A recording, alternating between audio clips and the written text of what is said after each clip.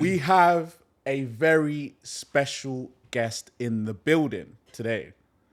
On the Reps Plus Real Talk podcast, we have brought on Hannah Ross. Hannah, yeah. Would you like to introduce yourself to everyone? Tell us a little bit about yourself. Yeah. Background. Go on. Okay. My name is Hannah. My background is just content creation, personal training, spreading a bit of mental health and well-being on my social media page. Keep it real. I'd like to say that people that know me in person will say that I'm pretty much the same online and offline, which I think can be quite rare. That's difficult to do, actually. But yeah, just a personal trainer by trade, and that's pretty much me. Yeah, perfect. Sounds all good. What is something people often get wrong about you, would you say? I don't know, because I think that sometimes maybe, because I post on social media, I think I'm really full of myself. But I think because I keep it real, that doesn't actually come out too often. Yeah. Which is nice, because they meet me and they're like, you're literally like you are online. I'm like, yeah, cool. That's good. Yeah. I'm glad that comes across. Wrong about me, don't know. Maybe they think that. I'm not sure about that. What do you think? Because the thing is with social media, it's people say that if you're posting on social media, you have to be a bit narcissistic to do that. But how else can you get your business and like personality across without showing that side of you? But if actually, this is a good question. What would your best mate describe you? How do you think they'll describe you? Do you want the negatives or the positives? I'm joking.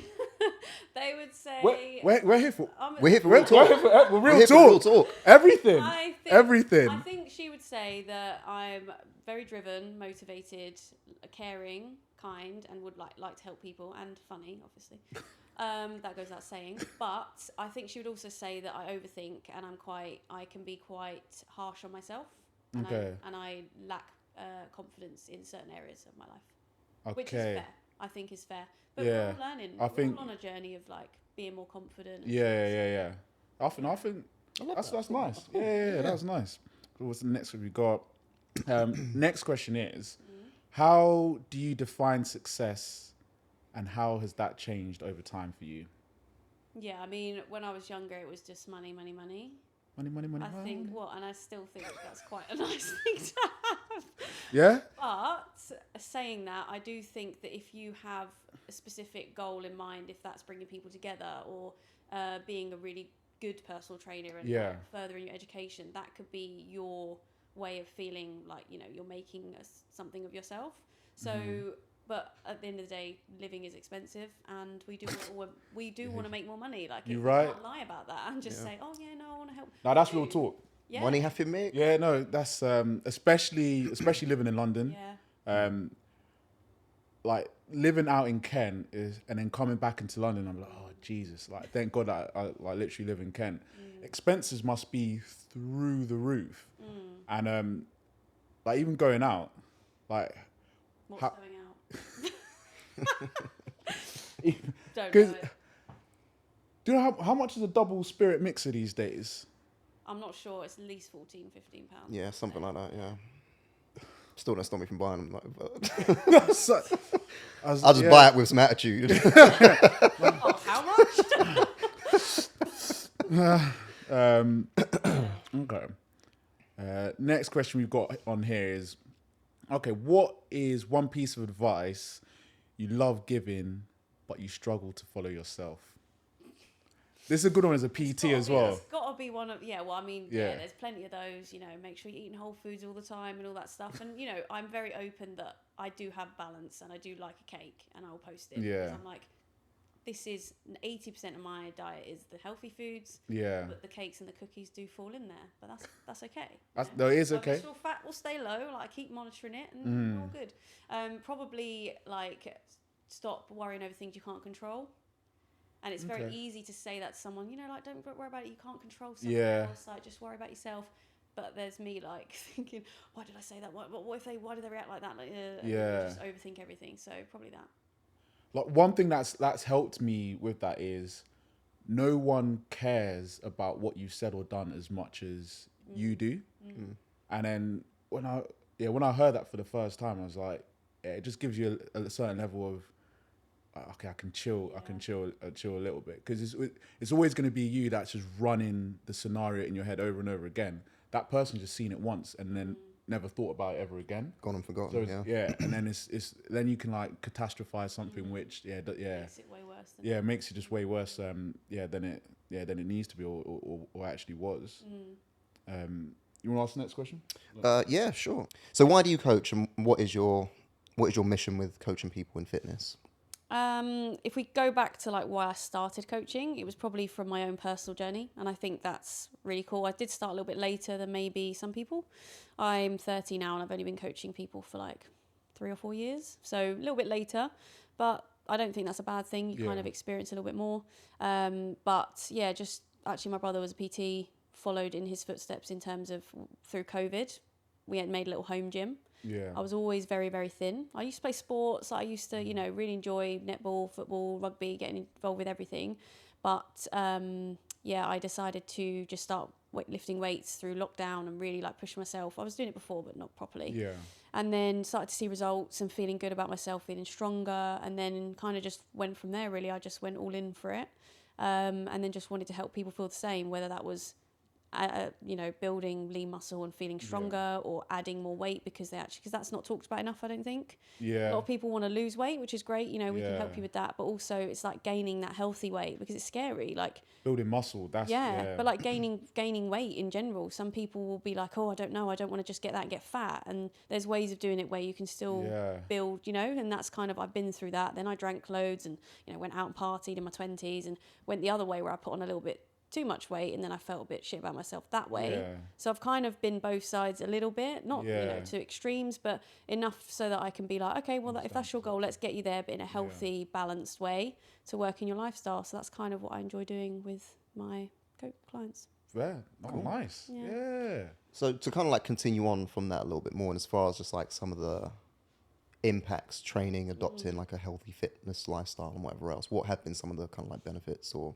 changes in your life that you kind of just my outlook on like food, you're fueling your body, so I'm like literally looking at what's going to help me fuel for this session. I'm not going to a gym to like burn calories. You're going to burn calories, but like you go to the gym to train and progress in the weights or do something, and then I want to fuel my body to feel good about that. And I think once you get that working together, it kind of like becomes your lifestyle. So you want to focus on your protein and your healthy foods, and then have those treats, and it feels better when you have a treat and you have like little buns from home or whatever you want to have. I had one yesterday.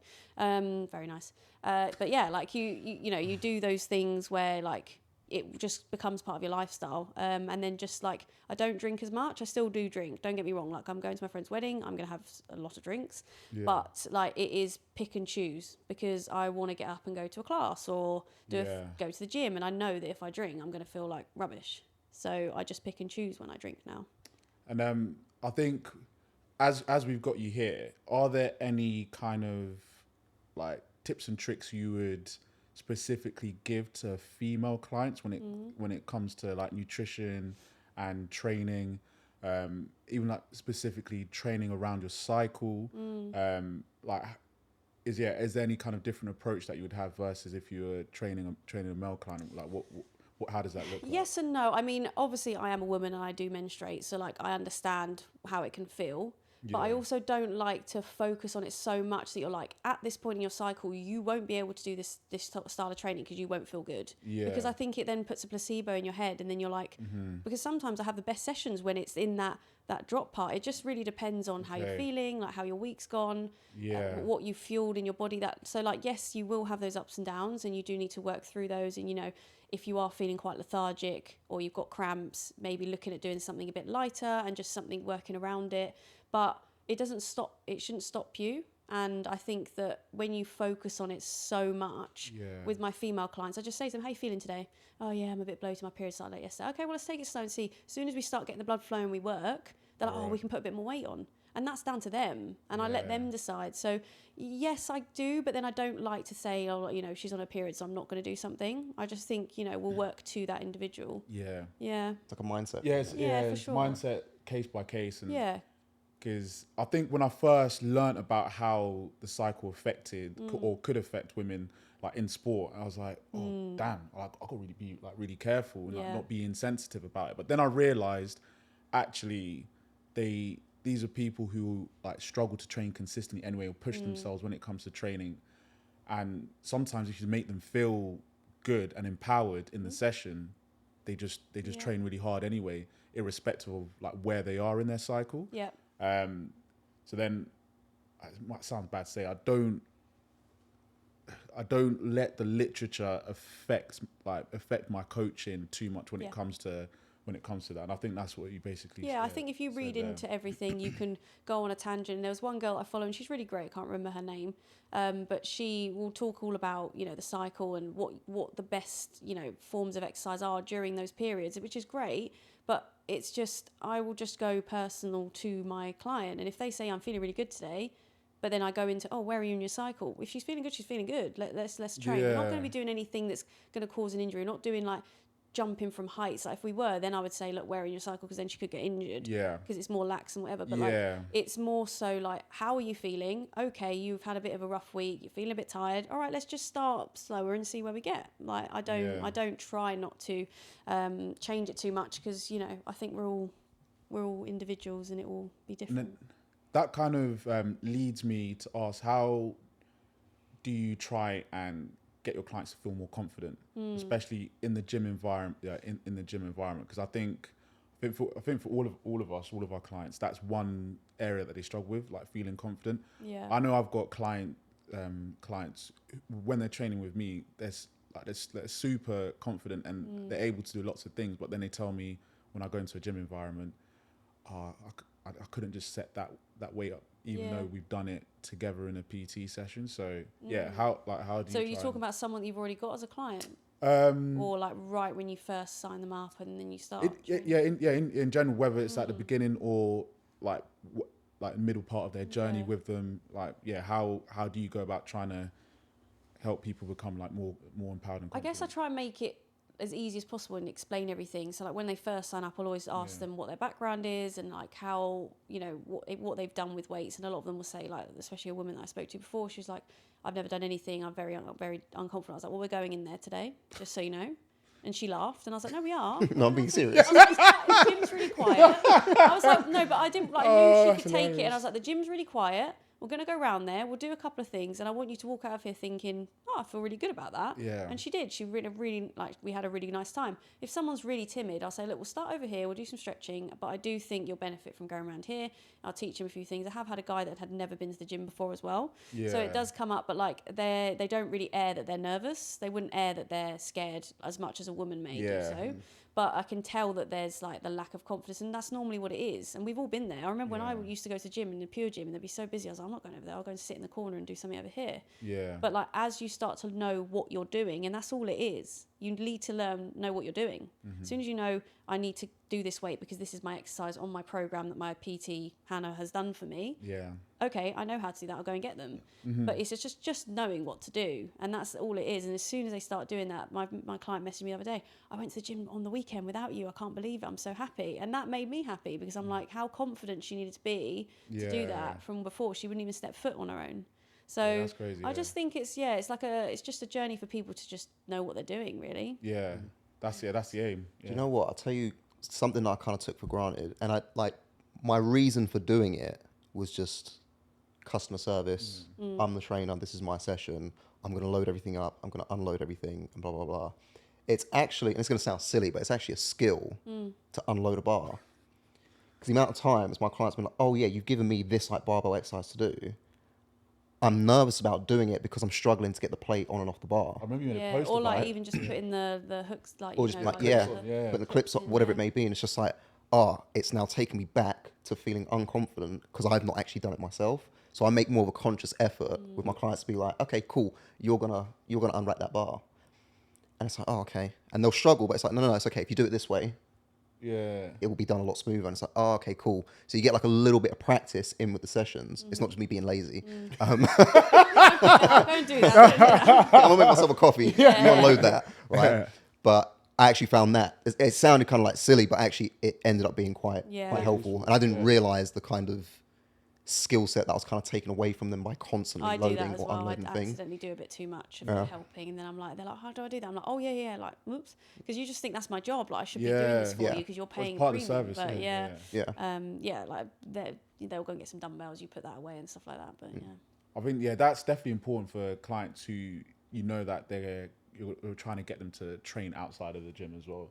With you not being there. You don't realize what's a problem or where you're lacking in skill until you're kind of like in that moment. And the amount of times like my clients have been like, oh yes, I skipped over this barbell exercise because I kind of tried it, I kind of going to get it off, so I just walked off, and I was like, okay, cool. Next time we're together, I'm going to show you like there's a technique to it, sort of thing. So that was just one thing that I've kind of helped. But it's just confidence. It's literally just a confidence thing. And now I'll just walk in, I'll see like all men at the front of the dumbbells. I'm like, get out of the way. Like it's quite a nice feeling. I'm not going to do that, obviously, but like it's a nice feeling to know that I can do that, and that's where I want all my clients to get to, male, female, whoever they are. I want them to all walk in and be like, I can go into that area and not be like, oh, there's people here, I need to go somewhere else. No, that's where you need to be, and you're going to do your session there. That kind of leads me to ask, what kind of example do you feel you're trying to set like to your clients in like the way that you like conduct yourself and things? I don't know. I mean, it's personal training, right? So like, you have to be personable, and I feel like I have got a good level with my clients where they can talk to me about a lot of things. Sometimes it's a personal training session, sometimes it's a therapy session. Doesn't I will do whatever they want to do. They come in this I need to talk to you about something. I'm feeling a bit low. Whilst we're like doing the session, go on. What's the craziest thing that you've heard on the gym floor? No, I can't. I actually can't. No, I can't. I actually can't. You don't drop names. Yeah, no, I won't drop names, but I can't. That is crazy. Yeah. The reason why I was surprised to hear that, I just can't imagine a man admitting something like that.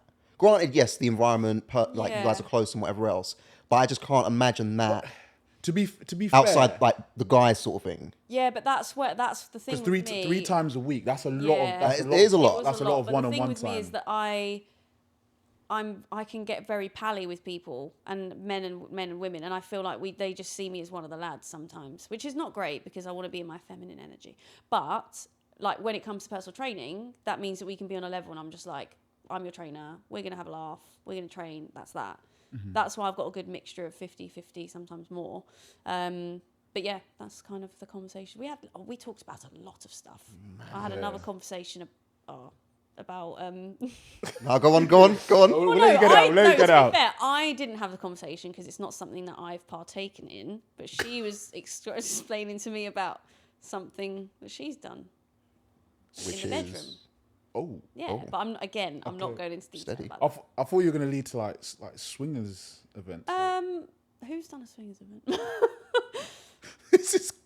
No, I don't. Okay. No. Or that if they have, they haven't told me. But no, like just we talk about things or appointments or whatever. Basically, you get to know your clients really well. They might speak to you about a lot of things. Some of them tell you about other things. One girl we talk about dating in London because it's just. Both of us are doing it. We're both young. Yeah. Fine. Like, that's fine. And then some people I keep it on a bit more of a level and we just talk about what they've done on the holidays. Yeah. You just know how to talk to those people, hopefully. Yeah. And then they don't tell you off and give you a bad review or something. And stop paying you. Yeah. It's definitely one of those things, like, and as far as how the relationship can potentially develop or grow, it's definitely led by the client themselves. Because I don't actively try and be my client's friends, if that makes sense. Yeah. I kind of wait for them to see. Interesting. Do you know what I mean? You got a different approach. So my thing is professional. We're here for a reason. We got a job to do. Blah blah blah. And like when I first started coaching, that was my mindset. It was like I'll be like friendly and I'll make sure it's a comfortable, fun environment and all the rest of it. But it's like no, there's a line.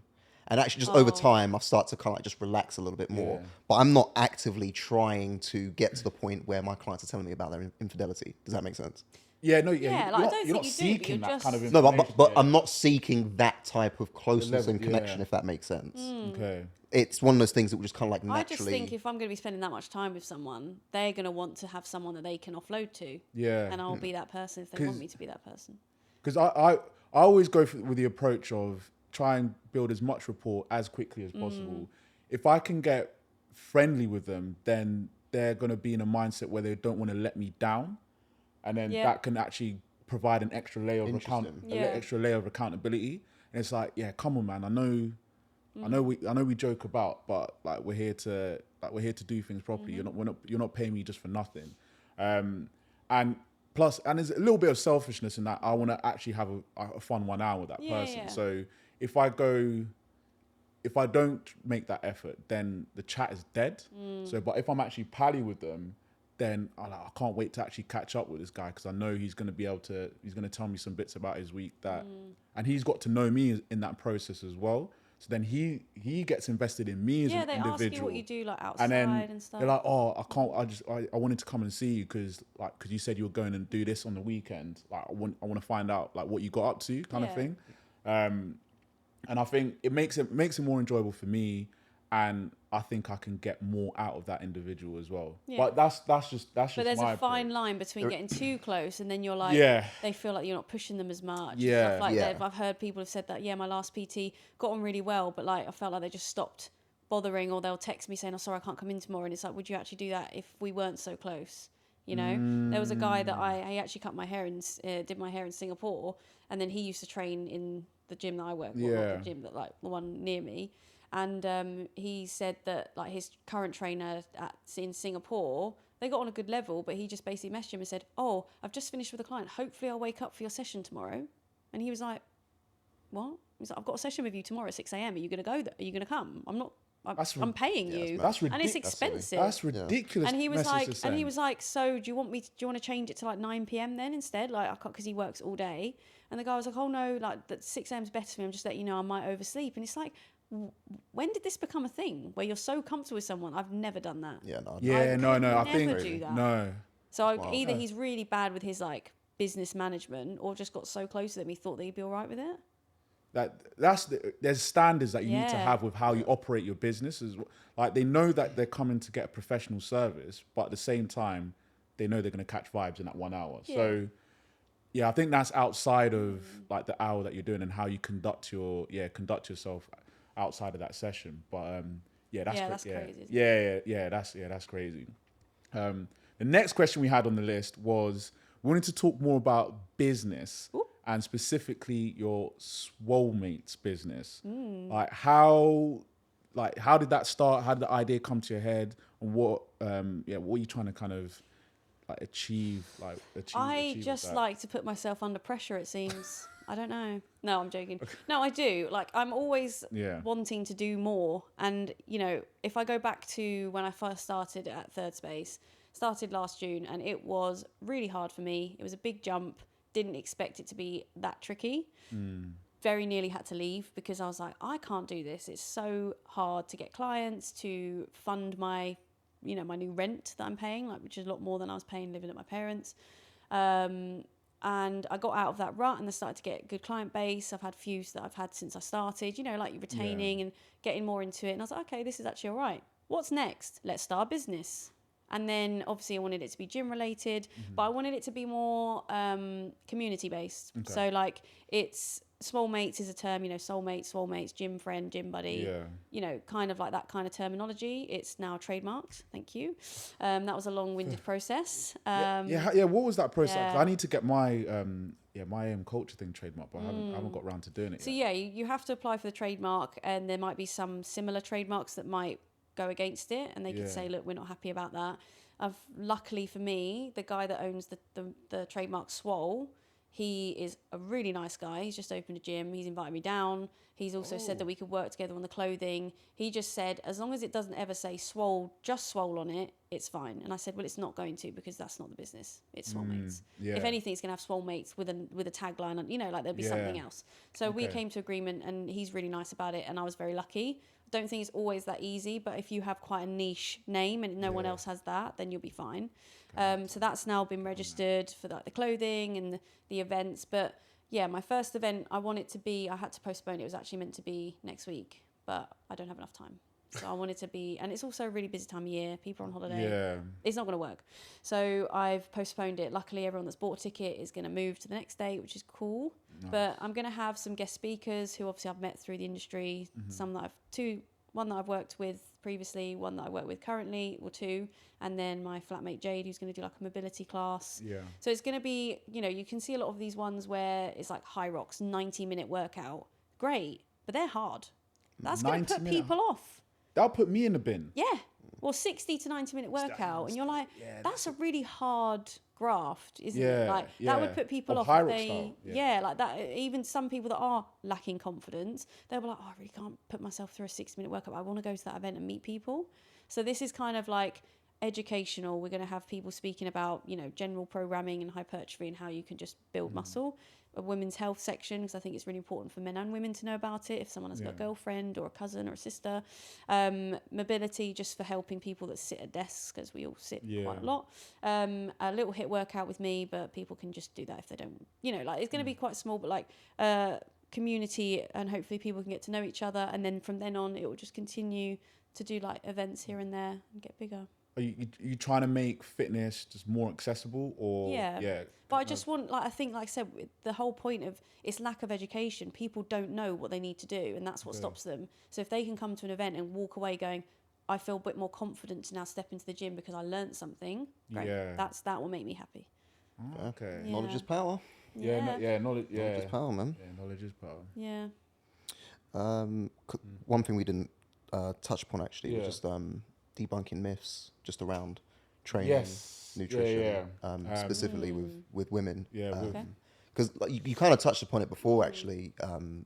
Like we talk a lot about losing weight, but never necessarily like gaining weight in the right way. And a lot of women, especially like my female clients over the years, it's like the idea of trying to get a woman to eat more to build muscle. It's like very like so I guess what have been some like the myths that you've kind of like come across as far as like working with female clients, and then how you help your female clients overcome those myths around like nutrition and training? Well, I think one myth is that they just say protein shakes will make you gain weight, and it's like, okay, let's go back to what that actually means. So what's a protein shake? We're going to use that as an addition to our whole food diet, or getting lots of protein in. If you are busy, you can have like a shake. How many calories is that with water? What the whole total is your calorie intake. And we talk about calorie deficit. What do you know about calorie deficit? And we kind of just break it down. And then I say to them, if you can have that shake within your calorie deficit, you won't gain weight. And then I just try and make it as simple as possible without sort of belittling them or making them feel like they don't know something. It's like, do you know what a calorie deficit is? Yes. Okay, cool. So if you can have that within your calorie deficit, you will lose weight.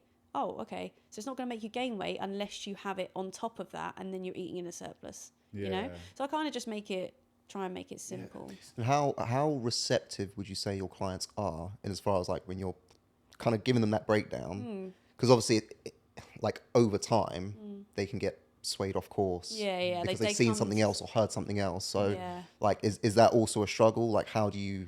Yeah, they come to. I saw someone on Instagram the other day about this diet where you can, and I'm like, right, tell me what it is. Show me it, like, and I'll have a look. And then they're like, what do you think? And I'm like, the reason you're asking me what I think because you know that it's probably not right. So I'm like, what do you think I think? And they're like, I think you think it's rubbish. And I went, yeah, pretty much.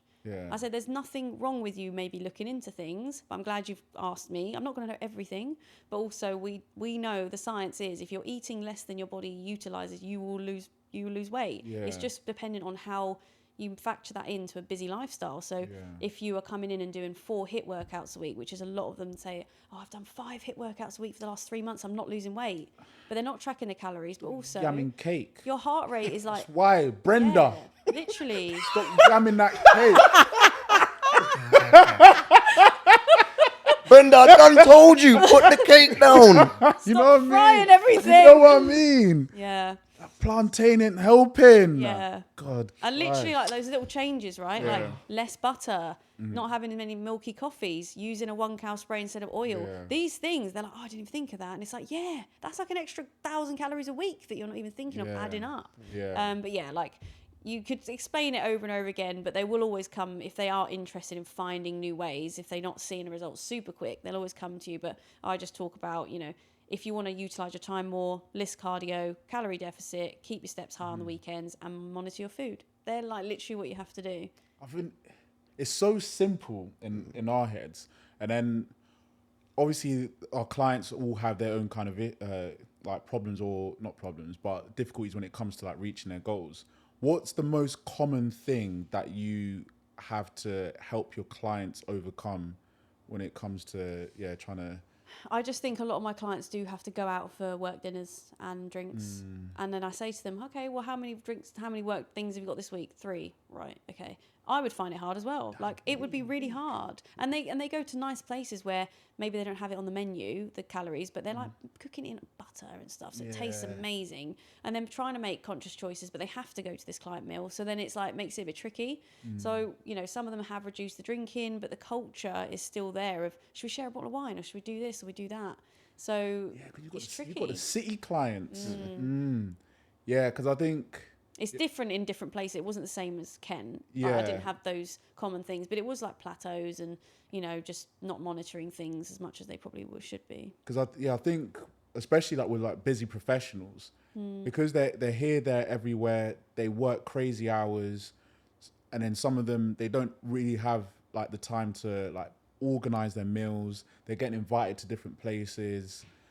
So keeping a track of everything, the way that like we like to keep track of things, is like how realistic it is for them is probably not, and trying to help them be in a deficit whilst this is their lifestyle is a bit of a minefield. Is there any like tip or advice that you've given to your clients that's actually really helped them, specifically to like those kind of city clients who... It's tricky because obviously I like to say to them, like, if you have time, can you try meal prep? But then it's not possible. So then it's like, okay, what's the next best thing? Those meal prep companies. Yeah. Because they can afford it. And if it makes their life easier and they don't have to think, I would start them at the beginning of their journey with something like that. Yeah. They can monitor it, and then we talk about what snacks they currently have and how we can make them more high protein based. So what they currently have in crisps. Okay, well, let's swap them for, like, do you like boiled eggs? Do you like cottage cheese? Like, we can make it a little bit easier, maybe a bit smellier, but like, it's going to get you to your goal quicker. Cheese and eggs, Yeah, but like, I love a boiled egg. I could eat them on their own. I'm that person that gets the meal deal and I go and get boiled eggs as my snack. Sorry. Yeah, you're crazy. Yeah. Yeah. Yeah, that's not a snack. What do you get? What do you get? Oh, you don't know about my diet. I want to know. Right, go on. Let's do. What's your go-to meal deal then? What's my Triple chicken, probably a for goodness shake, and what? I don't know. It's just funny the way you said it. Just say you got a protein shake, bro. For goodness sake. No, It's that's the brand. It's the brand. Yeah, but he wants. Because that's the one. Send him some stuff. Sorry. Excuse me. Sorry. Send him some shakes. He wants. Continue, sir. Right. And I'm trying to think, what snack would I get? And I'll probably boiled eggs. No, not a boiled egg. You're missing out. I'd get. Can you get those like granola pots? Is that a snack? Sometimes in I'll probably get like the granola pot. All right. Yeah. You know what? I'm not even gonna lie to you lot. I haven't gotten a meal deal in I don't even know how long, and I'll tell you why. No, listen. Seriously, the other day it was like £4 or something, or just over £4 for like a meal. I'm like, where? I can't remember where, but I remember back in the day, like Tesco, £3. They're $3.60 in Tesco now. Well, I went some of the other. It was out, or maybe it was just under £4. Either way. Let's be real. It's not a meal. That is most certainly not a deal at that point. I think it's a deal. It's still in this economy with the inflation that's happened. That's still all right. Big man, a £3 meal deal. That is a deal. I will give you that. That is a deal. Some of the bottles of like drink are £2 on their own, and you're getting a sandwich and a snack. All right, but let's be real. That drink is not actually £2. That's just there to make the deal look. But like, if you were to buy it on its own, you'll think, well, I might as well get a meal deal for an extra £1. You're still saving money. Well, I'm saving more money because I ain't buying that shit. Yeah, fair. But fair. Back in the day when I would get a meal deal, it would probably be. It would be that chicken and bacon sub sandwich thingy. Okay. It'd be one of them. No,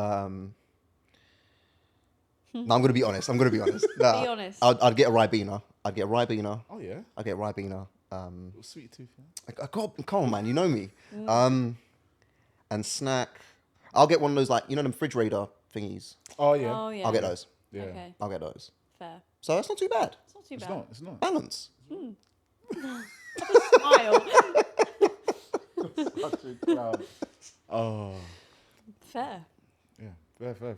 But yeah, I would get that. I would see if they would try and maybe get a little meal prep company to help them out, especially with my client base. But if I can give them any tips, it's just if you can set aside like some, and I give them some meals that I'm maybe making, really easy. Like I'm literally making it again this week. It's a burrito bowl. Easiest thing. Cook the mince, taco seasoning, put the rice in the container with all your bits that you're going to do, heat it up the next day. Bit of cottage cheese. So easy. You know, And it tastes good. Yeah. Interesting. I've had pushback from the meal prep company. So I've got clients who can afford it, and I try to present it as a solution. This is gonna just sort out your nutrition. You don't have to think about it. You're gonna hit your macros. You'll be good. You'll be in a deficit. But then they tell me, "Oh, I can't really do it for dinner because I want to cook with a family, so it's out the window for them." And because they have quite an acquired taste and a high standard, then they look at these meal prep companies and like, don't really like them. I was like, well, what solution have you got? How? You're gonna have to spend Yeah, time so to cook. like, you want to cook, or you say you ain't got time? Well, I've given you a solution. Now you don't want the solution. Now you don't want the solution. Like, you tell me how this is gonna work, and it feels at that point it feels frustrating because there's literally no other way of helping you like navigate the fact that you don't have time and you need to hit a certain amount of macros and like eat healthily, whole foods. So I don't know. At that point, have you ever felt that resistance? Yeah. And then what do you do when that happens? It's tricky, isn't it? I mean, There's not really much you can do. Really. yeah, there isn't much you can do, but it's just a case of like, okay, well, let's just track what you're currently. Let's for the next week, let's just track what you're going to eat, and let's make small adjustments to that. And normally it is just okay. Well, if you're not going to not get a meal do every day because you just genuinely won't change, let's look at getting increase in the snacks with like more whole food, high protein stuff. But yeah, like that, it's a tricky one. I don't, if they're not willing to change, then there's only so much you can try and guide them on. I mean, that's ultimately what we're dealing with. Is like there's a bare minimum level of openness that you need to have to the process, and something has to change. Because if you carry on doing the things you're doing, nothing's going to change. So, no, that's just true. You have to be truthful. Right. So something somewhere has to change. So it's just like, what in your mind at this moment in time do you think is a reasonable or realistic step that you can take towards change? Yeah. Whether it's like tracking just a few days out of the week, or just having something in your week which is just stable, which is like, I've prepped this, I know there's a decent amount of protein in this, I know what the calories are for it. There has to be some kind, because we have a routine in anything and everything in life. I wake up at this time, I go to work on Monday, Tuesday, Wednesday, all the way to Friday. You need to have some kind of staple with what it is you're eating or how you're training or whatever. It might be a little bit boring, it might be a little bit repetitive, but so many things in your life are boring or repetitive. But it's like, there's too much of an emphasis on like food needs to be fun. It needs to be enjoyable. It needs to be, and it's just like, well, sometimes it won't be. That's just life. Yeah, you make a great point. Like boring or repetitive. We all know that what works is repetitive, the same things. Just do it. You just need to do it over and over again. But you know why that is? It's just because it's easy. Like at that meal, I know the protein, I know the calories mostly, and then it's just easy.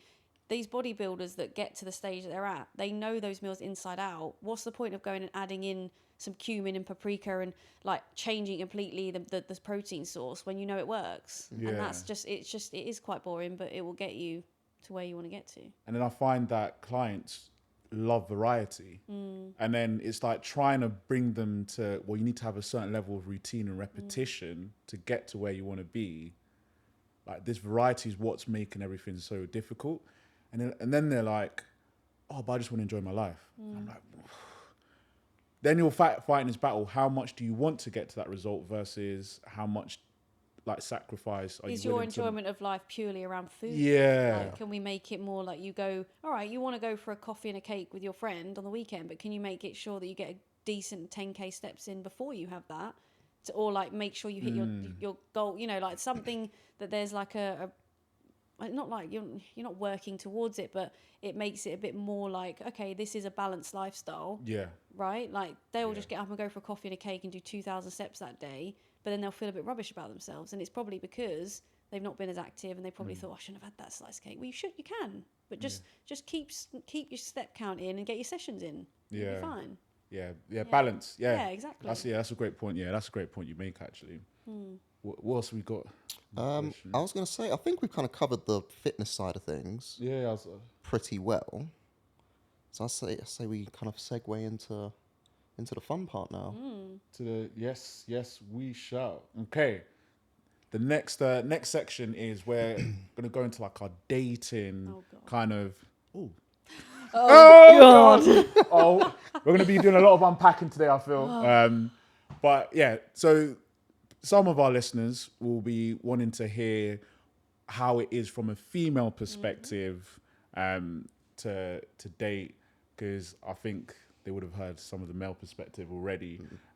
So yeah, tell us what, like in general, how you found dating, how it is dating in London. Like give us like a bit of a summary. Yeah, I mean, I can't say that I've got myself out there loads, because obviously the first 6 months I was just at work all the time. You've got me and my flatmate have gone out a few times and been like, oh, is it like old school where you can like just chat to random people? And you chat to a few people, and one guy was, oh, can I get your Instagram? Yeah, like you show an interest. You think something's going to come of it. They message you, but like nothing. Reply to a few stories. You're like, okay, I'll go out or not? They ask you out, you say yes, and then you don't hear from them again. And you're like, what? And then they pop up like 2 months later and they still follow you, and you're like, okay. What are these men doing? Told you, man ain't got game, fam. That's not even game. You know what? They secured the date and then they've not followed through. Yeah. That's not even.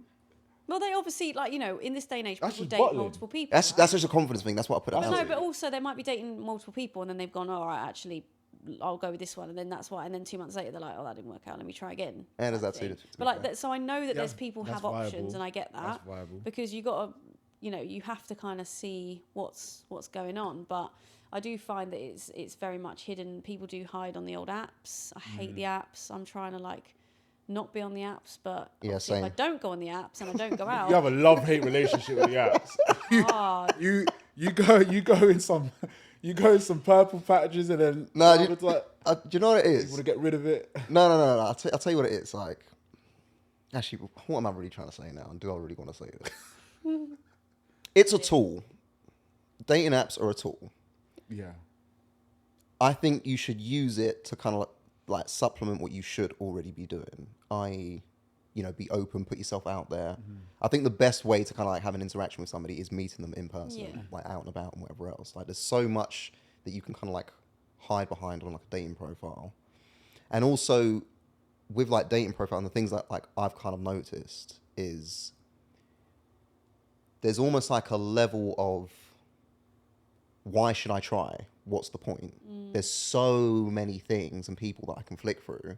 Why should I give you so much of my attention and energy? But if I've met you in person, like at a bar or whatever else, I can't really have that as a mentality going through my head. I can't just be talking to you one moment and just go, oh, I'm just going to go over here now. Like, it doesn't really work like that. You've had that interaction. There's a bit more skin in the game, basically, when you meet somebody in person. And because you're able to feed off of like someone's energy and vibe a little bit more, you just naturally start to put more into it. But when you're behind the screen, it's just like, oh, he kind of said that, or she did that. It's like, and you just like brush it to the side. Emoji, I'm like, yeah, but then for me, it's if you're using the apps, the aim should surely be to get to meet that person face to face ASAP to establish if there's a connection or not. That's my mindset. Yeah, I wouldn't say that is the mindset that is necessarily the common mindset. Yeah, on a dating app. But I don't know. I think some people do use it for validation. 100%. I think I did see one study actually. There are a lot of people who they're on it, swipe. They're just waiting to see how many likes that they get. So then they're not following through with anything, any approach that any guy makes. Which I think dating apps.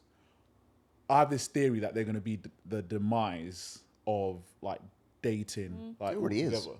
It already is. But to me, like, when you say dating, I'm dating to meet my person. I want to like find that person. I go, all right, we choose each other. We enjoy spending time together. Let's see where this goes and, you know, move forward from that. I hear Bumble's where it's at for that. Oh, really? But like people go on there and they're just like, they put on there figuring out my dating goals. I'm like, well, if you're figuring out, how the hell do I know what you want? I'm not going to get involved with that. That sounds like a whirlwind of just red flag. That's like, how am I meant to depict what you want when you don't know him? Trying to suss out. Yeah. We all know what that means. We all know. No comment. I know what it means. That's why I don't decide. Oh my word! I know exactly what it means. Yeah. That's hence why I just go whoop. Yeah. Do you know? But okay, so that's interesting because to a certain extent, I totally understand like how it comes across. Yeah. But Is that what you've got on yours? no, mine you just can't see mine. It just doesn't say. It's just, actually, wait, no. Let's get it up. Actually, no. This ain't about me. This is about Hannah. Look through your profile. No, our profile. My profile's not too bad. and then we can go. Then we can go to Hannah's. You show your. You can go for one. Okay. Wait, have you got? Yeah. Okay, fair. We'll look it off. No, but like, okay. So just as an example, the amount of times where I've looked on someone's profile and I said, "Oh, I want something long term." Or I want a life partner. That's the funny one. I want a life partner. So it's like, okay, cool. That seems like you know what you want. Then you talk to them, and then even if you get to a point of like meeting them, and actually, you start to unpack it. And it's like, actually, you're not as certain as what you thought you were. Yeah. Oh no, they're just not certain on you. No, because Really? it's no. So okay, I'll give you a prime example. No. I'll give you a prime example. Right. So I was chatting to this girl on Hinge one time, and it was the tip. Like we've matched, sent a message or whatever, and it's the classic 1 or 2 word responses, right? So it's like, okay, cool. My back's hurting now because I've got to carry this flipping conversation all by myself again. Yeah, I know the feeling. Right? It's long. So it's like, you're saying you're serious about trying to meet somebody, but you can barely have a conversation with me. So it's like, okay, cool. That's already not a great start. But whatever. I can chat. I can do my thing. And I just got to what did I put in the message? I'm trying to remember what I put. I think I turned around and said something like, "Oh, do I unlock more words? Like, Do I go to the next level? as we go on to like, as we date more or something?" No, because I had to address it Yeah, because you can't get away with that. you can't get away with that. And I will tell women about themselves. Like, I'm not just going to sit here and like talk at you or ask you both a bunch of questions about you, and you've not actually asked me one question about myself. Like you. That's a 101 in like building a connection. You need to just basic, right? It's just basic. And you know what's so funny? The moment I like called her out on it, I got a message back like that. Yeah. Right? So I was like, okay, cool, it worked, positive. And she's like, oh, sorry, this and that. Like usually I'm really chatty, I just don't give my energy to people on this app. But you want a life partner. But you want a life partner. Yeah, okay, that doesn't make sense. That makes zero sense. It's like the whole dating app thing and just like the mentality. It's almost like I'm amazing. I'm a catch. I'm better than the app, but I'm on the app. Yeah, that makes sense. Right? Yeah. So you might think you're better than the app, which is fine, but at the end of the day, you're still on the app. Yeah. And at the end of the day, you still want to find and meet somebody seriously. So you've got to pick a lane. If you want someone, you've got to try. You've got to give back. And at that point, I was like, Miss, what do you really want me to say in response to that? Right? I can't remember how I tried to like swerve it. I was like, oh, is this you subtly trying to like ask for my number so that I can get you off the app or whatever? And then it kind of just went back to like 1 or 2 word responses, and I think I just gave up or something. But it's just, What made you keep going though? Like, was she honestly? What was it? Curiosity killed the cat. Right, okay. That's literally what it is for me. I have to go down the rabbit hole. I can't resist. That's gonna be the bane of your life. Yeah. Yeah, no, it will. Yeah, I know. The thing is, I know this. Like, I know at which point to give up and just to move on, like, to the next one or whatever. Can't. But I'm just like, I can't. So if I was getting 2 word responses, I just wouldn't. I'd be like, he's not interested. Yeah. And just left it. But I just find it funny. I just find it amusing. I just find it amusing to see and know and understand how people think. Even if it doesn't make any sense and it's just like, I'm just curious. What are you trying to learn? Like, He wants to crack. He wants to crack the woman. Yeah. He wants to. Do you know what? Okay. Yeah. Do you know what? You like difficult women, don't you? Do you know what? Okay, wait, pause, wait, hold on, because this camera's rolling. Wait, I'm not gonna lie. You're kind of right. You actually like difficult women. Do you know what? No, it's not that I like difficult women. I like the challenge. I Yeah. like getting what I can't get. That's just difficult to obtain.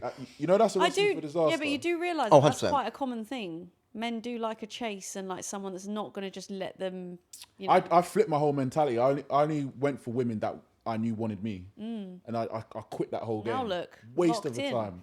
Happy. Absolute waste of time. Oh, 100%. But okay, but the thought process is different because I've already somewhat kind of categorized and said I'm not going to take this seriously. So it's not I like the challenge to try and get you to be serious with you. It's like I like the challenge to see if I can overcome the challenge to tick a box to then just move on. But like, yeah, it just seems like you're wasting my your own skill time. set. Yeah, but no, listen, there's no like, I'm not trying to justify my action. Like, it's absolutely not a sensible thing to do. It's just a waste of time. But the curiosity just does get the better of me sometimes. I'm just like, I'm curious just to like know more about like how you like that. Granted, that's quite an outlier. Like, I don't invest my energy into people on this app, and it's just like, where do you honestly expect that conversation to go at that point? But I feel like that mindset, there's a similar sort of mindset that people have when using the apps and stuff. And so I just find it interesting as far as just like, the human psyche of the whole thing. But that leads nicely. Where do you think the best place is to meet someone? Because evidently the apps seem to be a bit of a minefield. So the thing is, the apps are just a reflection of us. It's just it's just what we are like, but it's just amplified more. Like we're still going to judge on how people look, but it's just times 10 or times 100 on a dating profile. Yeah. It's still like people make it sound like it's like this separate entity, and it kind of is, but at the same time, it's not. It's still a reflection of us. What is society? It is us. It's we make up society. So when people are nowadays and blah, it's us. Like we need to make more of an effort. Ultimately, whether that's in person or on a dating app, people hide behind the dating app as like it's this thing, like there's something or someone else operating the dating app. It's us that are. But there's something weird about when you have the dating app, why people decide to behave differently behind a screen versus if they were just trying to get to know that person. But that goes for like everything, doesn't it? Online, like people, keyboard warriors, they'll comment something, and then this guy got a negative comment. He went and found the guy, and he said, "You're going to say that's my face?" And he was like, "Oh, I'm sorry." So like, you know, people will just pretend to be something, and that's why I think it's really important to, if you do have an Instagram on there, tag it, like show, and you do post it or like show who you are. I like to see a guy's profile and have a look and just see if they, you know, what they like to do and their hobbies. Oh, they've got a good group of friends, or they like to go hiking, and then you get to know a bit more about them, what they're posting about themselves. Because that's just kind of the era we're in. We're put, you know, you're going to be put in front of more people.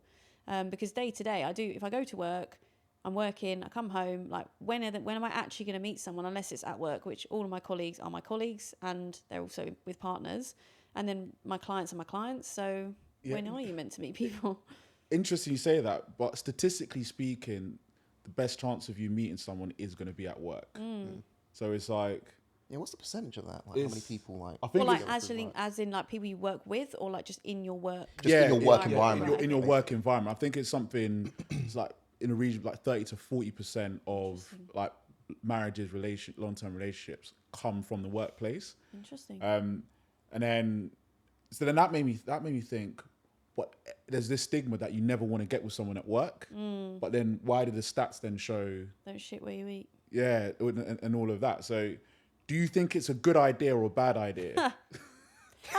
and how Been there, done that. Bad idea. Okay, so what? Like another trainer? Okay, not a client. Not this gym. Not okay, fine.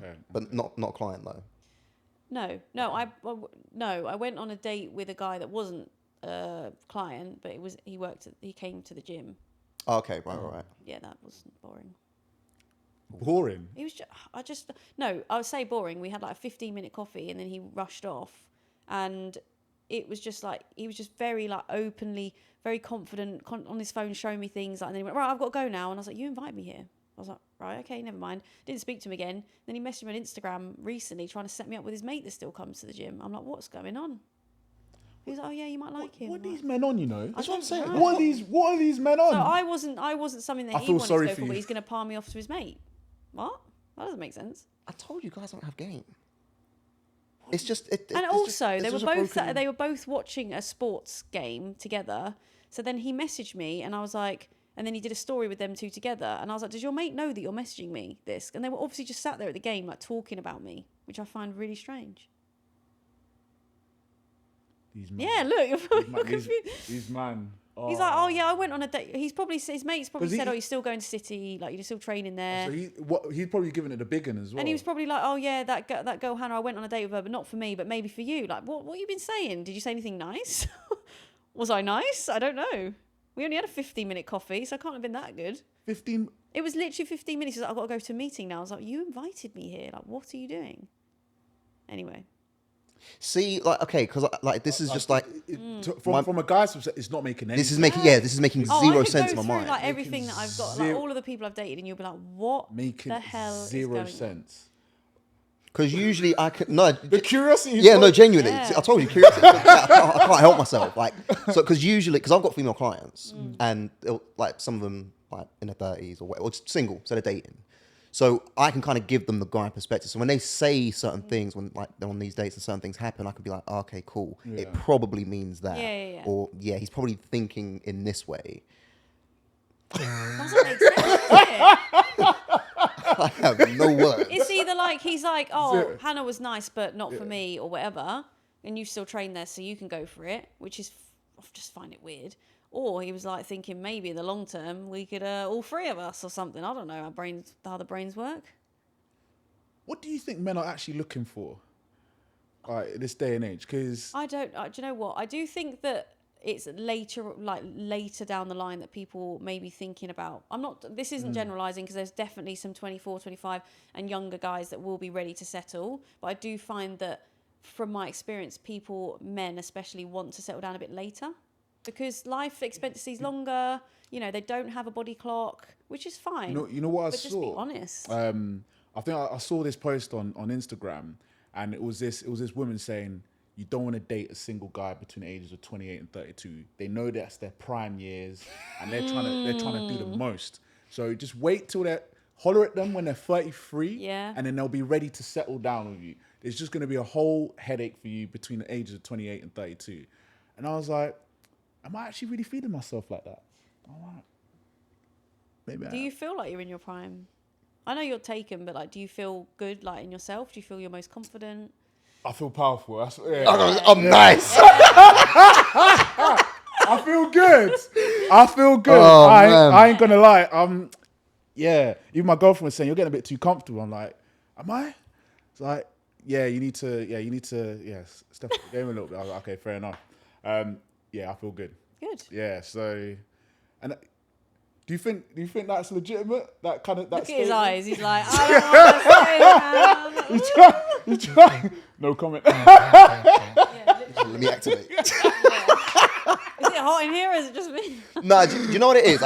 I'm pretty sure we were speaking about this not too long ago. Yeah. Or maybe I was talking to somebody else about it. But there was definitely like an element of, like when I was younger and like grafting and working hard, just being focused on like working, earning money, working on myself, blah, blah, blah. I feel like I've gotten more to a point of, okay, this is the foundation I've kind of set for myself. So like I have this, or I'm good at that, or whatever. And it's like, oh, okay, cool. Yeah, no, I can, and I've got proof of it. Like it's not just talk at this point. It's like, no, I've walked it, and this is what I have. And I feel like now it's at a point where people are seeing it on me more. Like people can look at me and it's like, oh yeah, he's got that confidence about him, or he just looks like he's got himself well put together, and blah blah blah. And yeah, so I do feel like I have kind of evolved into like the next thing or whatever. I'd say there's still like more work that kind of like needs to be done and whatever, but like at this point, like I'm feeling offer, good. Right? I think that's what it is. Yeah, And then you're like, well, you're 100%. not just going to let anyone come in. Because they say that for men, they get better as they age. That's like the general theme. And What do women do? was that? What do women do? From what I've heard, It's Yale days. Oh God. from what I've heard, it's not the same trend and trajectory for women. And it's a large part of it is to do with the biological clock. And because my girlfriend's a GP, so actually physiologically, it's probably best for women to be having children, like even as early as like 20, like in terms of physiologically, so that they're not going to die from the pregnancy, and like giving the best chance for the kid to survive in the world. But because of the way the world is, women are wanting to like establish themselves in their career, and it's pushed that to a later stage. But then now we're getting to a point where when women are wanting to settle down, they want to do it really quickly because they've now decided that like in their mid-30s, or if I haven't found somebody and I want to have kids, I need to like meet them yesterday in order to have children. So it's put a pressure on women to find guys, and then on the flip, guys are like, well, women aren't interested early like in their 20s for that kind of thing. So, and it's just messing up with, I thought it's just like going against like biology, and it's like forcing a certain situation. I just don't think it's healthy when when men and women are actually trying to be in a partnership and actually have a lasting relationship. So I'd say the culture here is bad as well. There isn't like a big family oriented culture, generally speaking, which really doesn't help, because we're just kind of like out for ourselves, and it's just like, oh, I need to get myself together, I need to get this together, I need to make sure I have this, I need to make sure I have that, which is fine, and like I get it. But if the ultimate goal is to be settled down in a family, your actions and thought process needs to be more aligned with that goal, as opposed to I need to get myself to this point so that I can get to that goal. Does that make sense? Yeah. But I also think there's the people do worry. Like I know from people that I know that they would love to have children, but they know they can't afford it right now. Like they want to be able to provide, and I think having that mindset of I want to, but I can't, just not right now, is also really hard, because as much as they would love to, they know that in this economy, if you are self-employed, it's hard. Like you really have to, like if you are conscious of that. Some people do have children without really thinking about how expensive it is, and then they get into this like, oh my gosh, this is really expensive, how are we going to survive? But if you are logical about it, it will push it back, not only just because like you know you're thinking of your life and what you're doing, but also because you want to be able to provide properly. I don't know, it's hard. That's the thing. As a man, I always want to feel like I'm able to provide in whatever relationship that I'm in, and I think because of the way the economy is, it's driving men to feel like that at a later and later stage. So then I think it then makes dating in the 20s just a shit show, like just altogether, because no one's actually ready for the commitment of like a proper long-term relationship, because no one actually feels ready. So then everyone's just like situationship, like dabbling there. And I don't think, there's enough men who are just like in that right place in life to be able to take dating the way, or to treat dating the way that the respect that it actually deserves.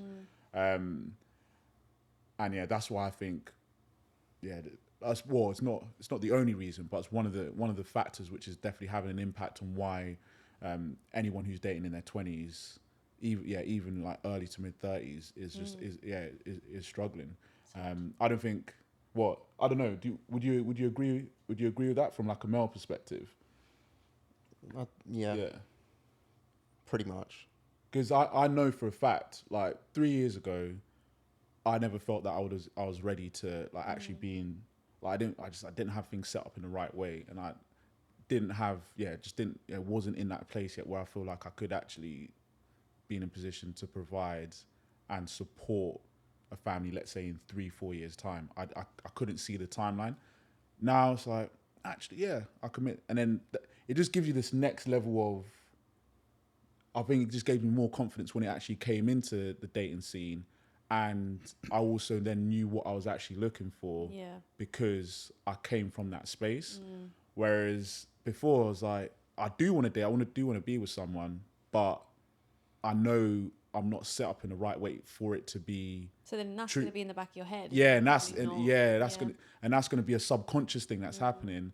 And then no wonder the people that I was then dating back then they were also in that kind of grey area. They wanted to be with someone, but they knew they didn't want anything too serious. And that's why relationships in my mid to late 20s then like fizzled out. So I think that's a big struggle for guys. It's tricky, because I was just thinking about one or two things when you were talking then, because my mindset was very much, if I haven't got this together, I ultimately can't attract the best partner that I ideally would like, and then therefore I can't provide the best life for myself, my partner, my family, whatever.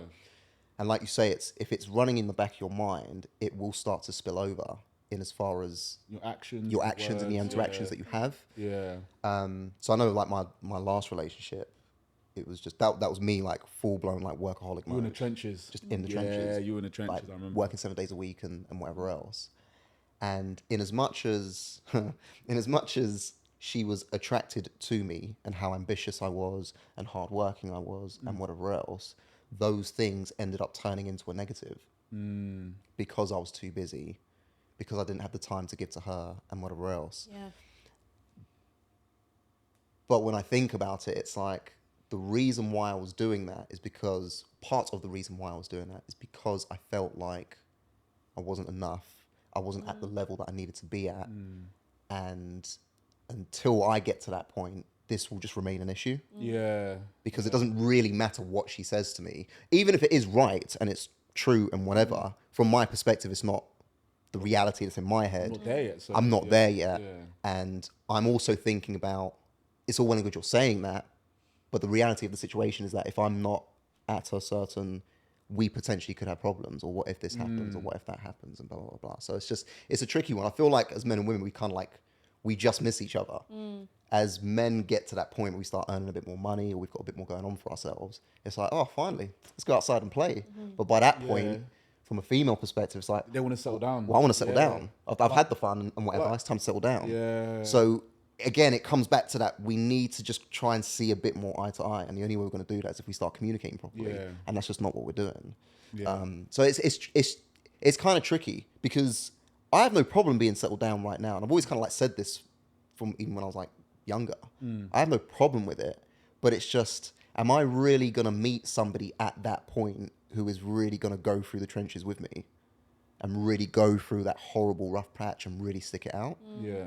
Or chances are, again, just because of like just how we are, we're just out for ourselves sort of thing. Is somebody going to go, oh, do you know what? This is kind of not comfortable. I don't like the fact that I never get to see you. I don't like the fact that, you know, I mean, we're worrying about X, Y, and Z. Oh, do you know what? Let me just find something that's just a bit more certain. I don't think there's anything wrong with that. I think with that, you just have to be honest. I think you said it like in the conversations we've had before. I think men and women aren't honest with each other from the get-go. There's all these games that are constantly going on, and you're second guessing yourself, and that makes it really difficult to like build a connection. I felt when I was like in the beginning stage of dating my current girlfriend, I was like, actually, I've got nothing to hide. I'm just going to be completely transparent with what I'm doing with my work life, what my aspirations are. So nothing can come to like bite me. Like if I've just been spouting some game and saying like whispering sweet nothings, and I'm like, oh shit, I've got to follow through with that. If I'm just transparent and honest from the beginning, she knows what she's getting from me, and she knows what to expect, and it makes so far anyway, it's just made everything like easy. Where I think in today's like current dating scene, it's everyone's like got their guard up. They don't want to communicate, and then guess what happens? Then people aren't ended up in relationships, or if they are getting into relationships, because the communication's not been authentic in the first place, then people are getting the wrong end of the stick when it comes to certain things. So I think that's if there was one thing that I'd want to change, it would be just be honest from the get-go. And there's nothing wrong with there's nothing wrong with it. I feel like people are scared to be honest. Yeah, I don't know. Yeah, they're scared, but I just find that, like, I don't know, for me personally, I've seemed to attract people that maybe think one thing and then change their mind, or they want some sort of validation or want some help, like, in some way. And it seems to be what I've attracted is, over the years, is, you know, someone that feels like low in confidence, and then I like them, so then I do everything, you know, like, I'm just not trying to save them, but like Uplift I definitely try and uplift them, and then they go, oh, I feel better about myself now. Bye. It's happened quite a few times, but it's always they've come to me. They've reached out to me, whether it's Instagram, whatever. They'll reach out to me, meet me, and they go, oh, she's like I thought she was, and she's actually really nice. Oh, she's done that for me. I didn't realise. You know, and I sometimes do too much for some people too soon, which is one of my flaws, because you know, I shouldn't give too much too soon, but that's just the person I am, and I don't actually want to change that. And I think the right person won't be put off by that. They'll be like, fucking hell, this is what I've been waiting for. Like, this is they'll amazing. value it. Yeah. So I know that the person that is right for me won't be scared of that. But at the same time, you know, it just gets thrown back in my face. And then it puts me off wanting to, like, you know, someone comes to you, reaches out to you, or like messages you, puts in all of the effort, does all of this. So this is in a scenario semi recently, so like into this year. Yeah. Reaches out to me, wasn't really interested, messaged me a lot. I didn't reply, and then the first Jan I was like, look, let's just reply to someone. I need to start getting myself out there. So I replied to him, not you my usual type, like in terms of usual type, I tend to go for like rugby lad, don't really mind about a belly, but I quite like a bigger guy. But I was like, do you know what, I'll go for it. And he blew me away in terms of the way he was with me, the way he treated me. I was like, my God, like this is what I've been waiting for. Rugby guys are good guys. Yeah, but like he wasn't that, like he wasn't a rugby guy, sorry. Okay. But like he blew me away in terms of like... Yeah, no. I wish he was. I wish. That's why I was sitting there to be quiet. I was like, wait, just let her land. No. Let her land first. No, he wasn't a rugby guy, unfortunately. But damn. He went in all guns blazing, like really, really nice, made a lot of effort to see me, came up with ideas, you know, lots of nice things. And I was like, even though it's going quite quickly, we had similar jobs so we could see each other like for coffees and stuff. It felt right and it felt really comfortable. And then he goes away for a bit, like 3 weeks to see family, comes back. I could sense something was up. And I know when something's up because I start to feel a bit anxious and a bit sick. Yeah. And I was like, why am I feeling, my body's starting to tell me. And I'm like, why am I feeling this way? So that I could tell, you know, I could feel it was coming. The message was being typing for ages. And I was like, here it is. I know it's coming. My friend, no, maybe he's just telling you about his day. I mean, no, I know what this is going to be. Comes in, deletes, what does he do? I tried to call him, just say, can we just talk about this on the phone? Why are we doing this? Obviously blocks, you know, like, but turns his phone off, so I can't even call him. And I'm just like, you've just sent the message, thrown your phone and gone, fuck that, I'll deal with that tomorrow. And had a really nice sleep, left me to deal with it.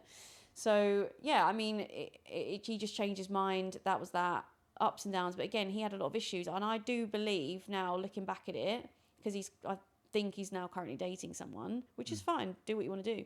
I do think he was just wanting a bit of validation. He opened up to me about a lot of things, which I won't go into detail about, but one of the things was that he didn't feel good enough about himself for various reasons. But you're out here just giving out free therapy. Yeah, but like, what am I, just a placeholder to like make you feel good about yourself? I've messaged a girl on Instagram. She's replied that I think's fit, for example. Oh, she's replied, I made her like me. I'm going to back off now because I feel good about myself.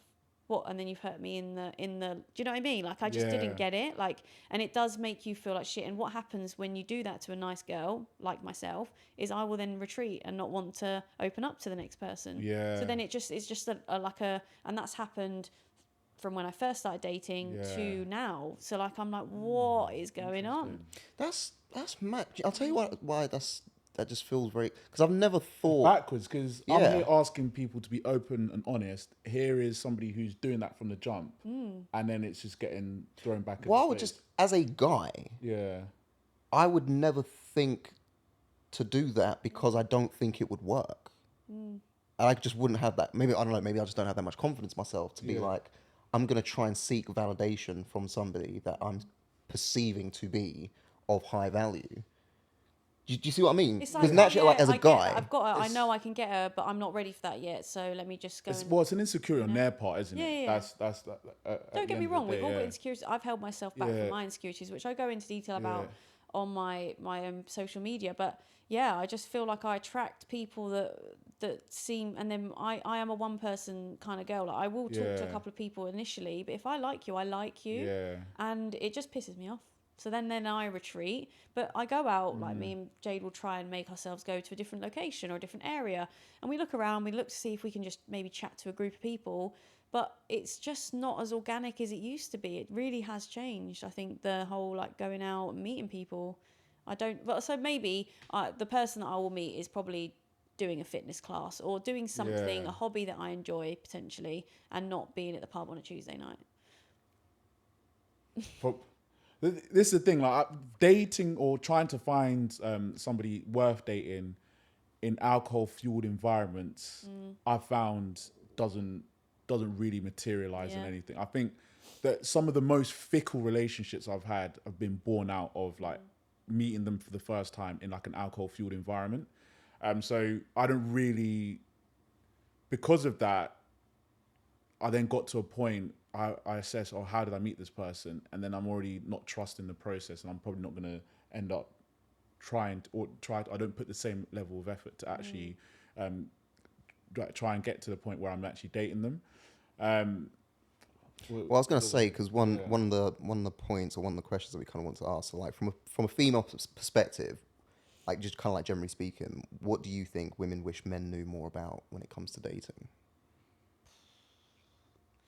I mean, I can only talk from my experience though, because I feel like some women have had really nice, like, all throughout, and then they don't have any issues. And I do think it's how potentially you portray yourself. Yeah. So I do feel like sometimes things haven't gone the way I maybe hoped they would because of my lack of confidence, or because of I gave too much too soon. Like, sometimes could be potentially something I've done.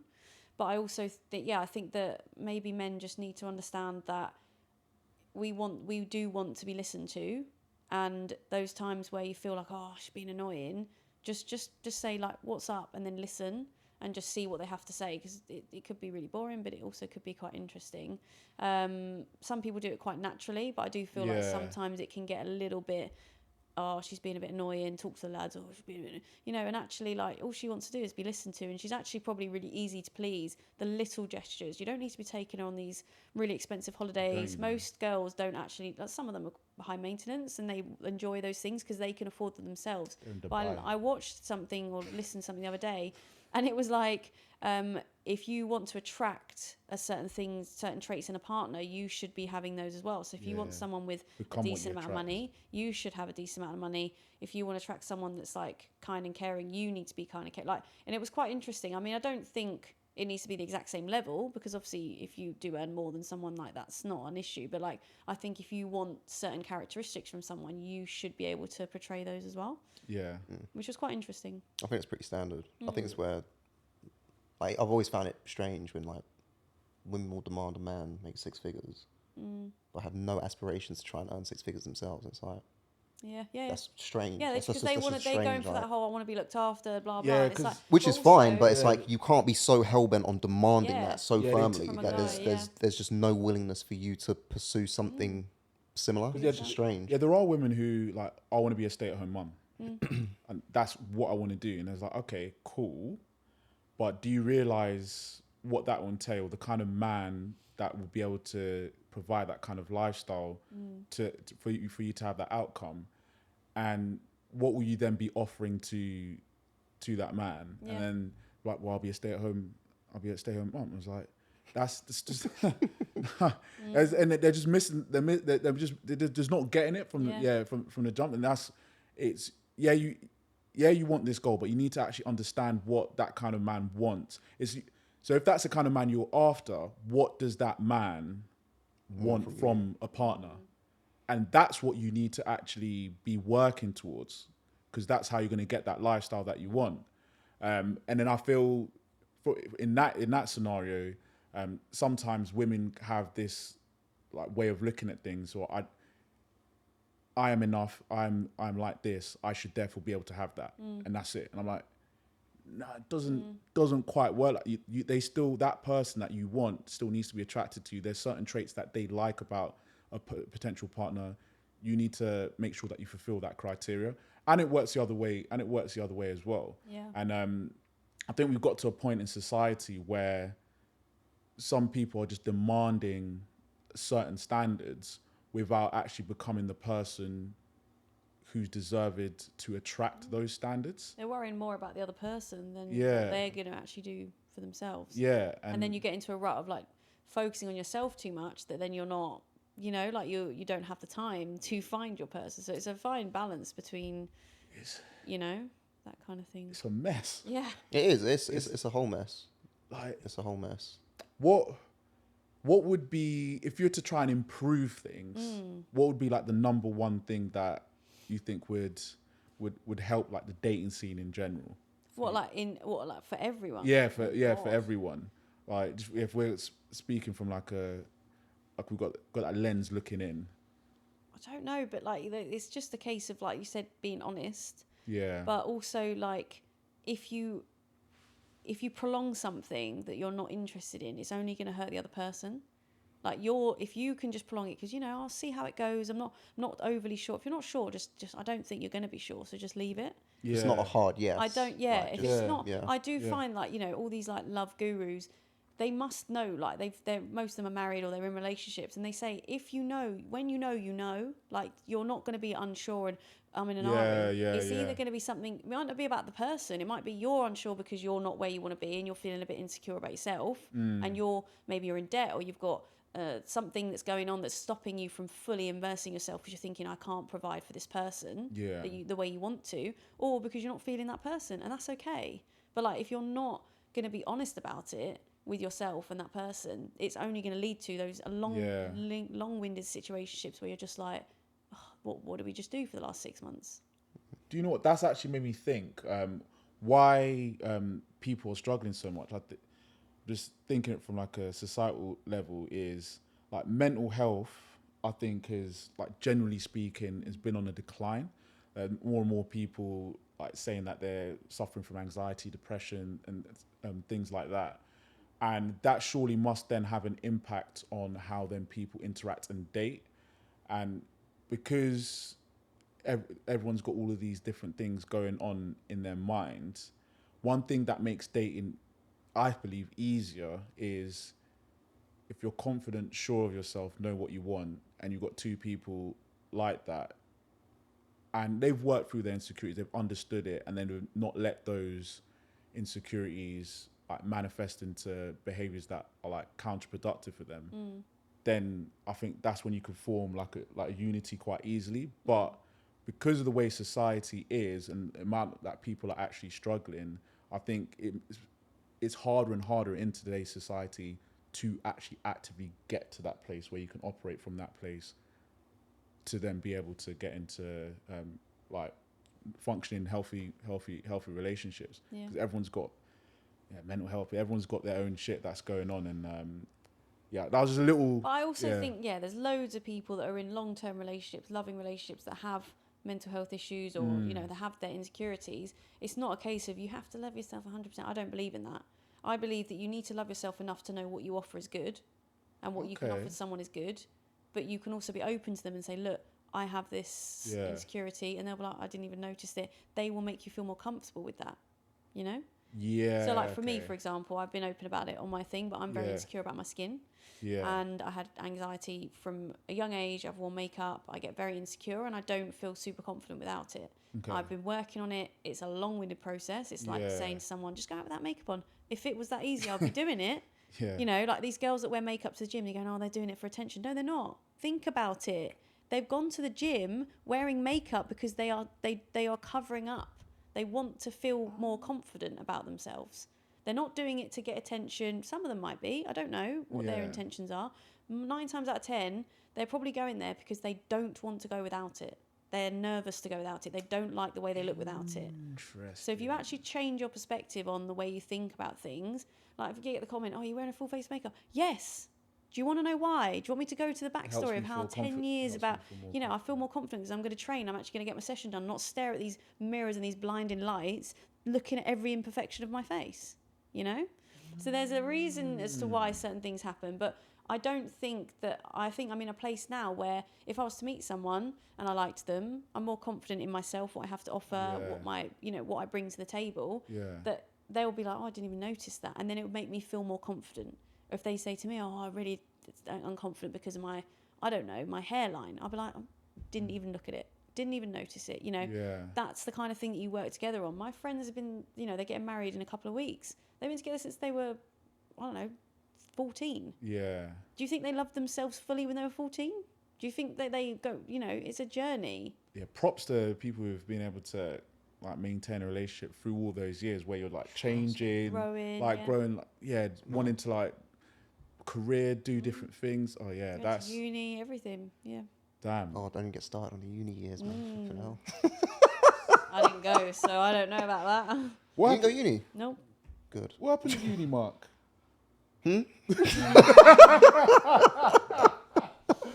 Oh. No, but you know what? Like there was still like growth that kind of come from that. Yeah.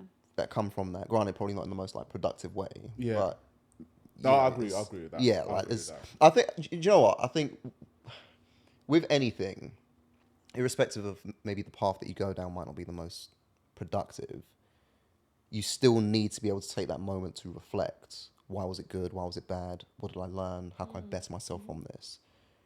As long as you can do that, pretty much, it doesn't really matter what you go through or what you've done.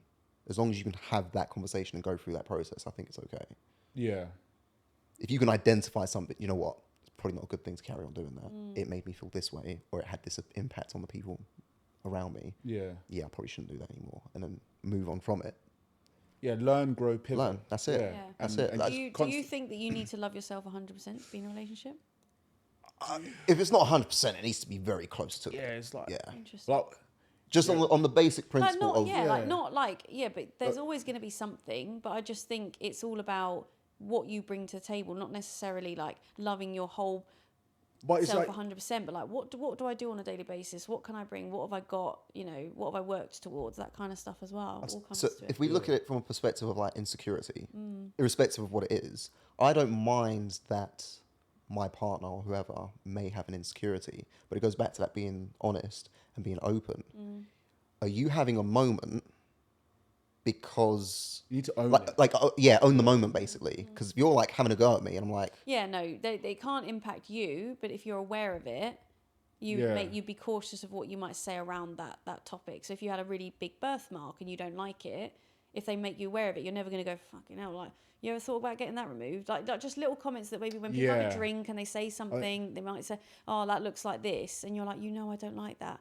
Like, you would think about something a bit differently. I don't Yeah. know. I just think sure, it's like just... I don't think I would like poke fun at an insecurity. Well, it depends on what it is. Well, like, but if they didn't tell you and you'd had a few drinks, you're around a few people, some people say things they don't mean, then their partner looks at them and then they have that argument when they get home. You know, like, everyone's Yeah, done it. I've seen yeah. it. I've not had it myself, but I've seen it. Yeah. And I just think if you're open about it, then those situations, you'll be like, oh, how are you feeling today? Are you feeling a bit down about that?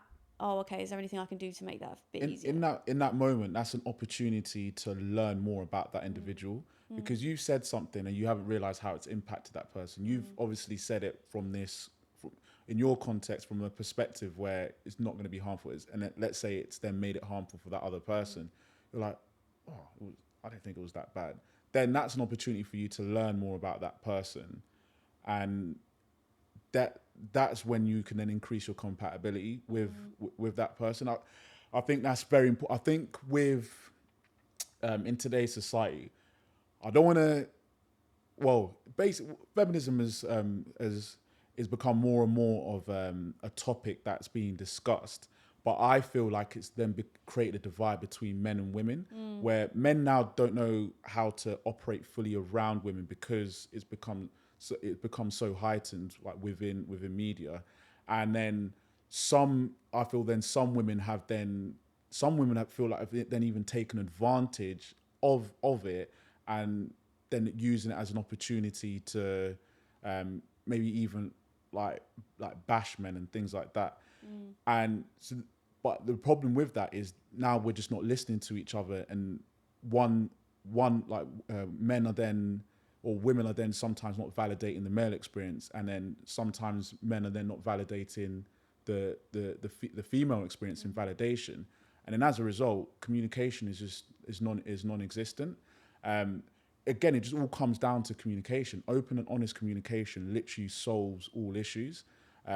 So not to say feminism is a bad thing, but the way that in certain contexts that it's been, it kind of manifests, it's showing like it's a negative side when it comes to like dating, and to do with like expectations when it comes to dating, what traditionally men used to think dating was about,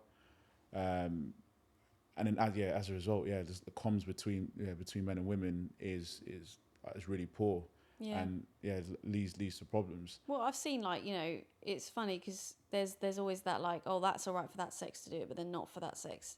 Like filming people at High Rocks.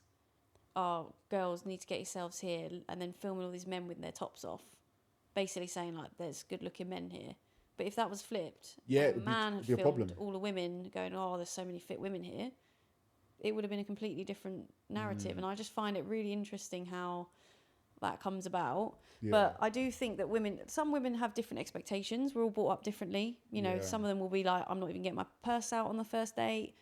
You know, he's invited me here. Fair enough. I'll always offer. Sometimes I offer and then I have to pay, and I'm like, fuck.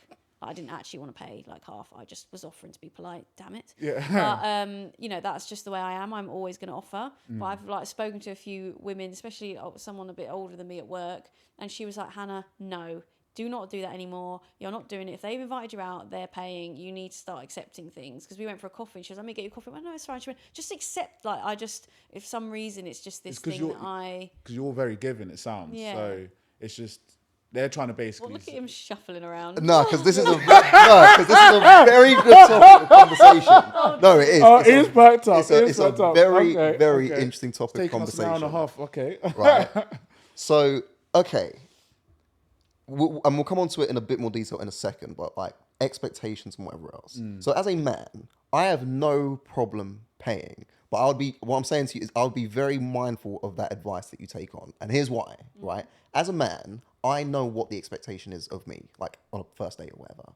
I'm going to have to pay.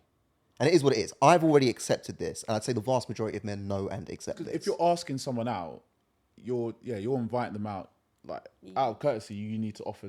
Sure. But again, as a female, you're probably not going to ask me out as a guy. Chances are. So it's always going to be me to begin with, however you flip it. In the same way, you're sitting there, is he going to pay or is he going to offer or is he going to try and split? And you're using it as a way of kind of vetting that man almost. Or at least myself, maybe men don't do this, but myself, I am very much doing the same thing to a female in reverse. I'm going to see, do you know what it is? As a man, I just want to see if you're going to do the dance. I just want to see, bluff me.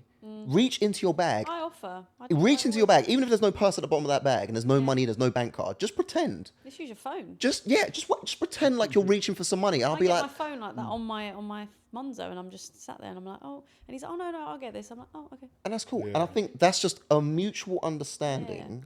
And I think it's just a polite, courteous thing to do. I normally follow it up with, I'll get the drinks on the next one. That is perfect. So I'd say that is perfect. If we've agreed and I've gone to do it, and he went, no, I'll get this. And I went, okay, I'll get drinks at the next place. Or if we're going to the next place. Standing dating etiquette you've got there. Well, it's not bloody working for me, so I don't know what else. Well, listen, I promise you, doing anything, it will not. I promise you. I promise you. Yeah. The amount of times, and okay, when was the last time it happened?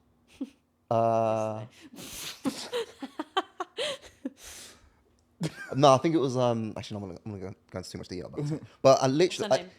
No, because this was a big grown woman, like just a big grown woman, and I was there, and I was like, right, I don't feel any type of way about it, because again, I've already accepted and taken the hit in my mind mentally. I'm probably gonna have to pay for this. It is what it is. But it is very interesting to see somebody literally just sit there, and just be like, oh, I couldn't. Go on, man, go on, get on with it.